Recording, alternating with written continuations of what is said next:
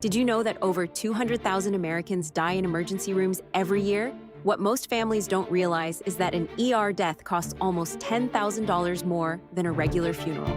When someone dies in the hospital, the bills keep coming. Life support costs over $200 per hour while families decide what to do. Required autopsies add thousands more. The body needs special preparation after all the medical procedures, which costs extra too. But here's the worst part.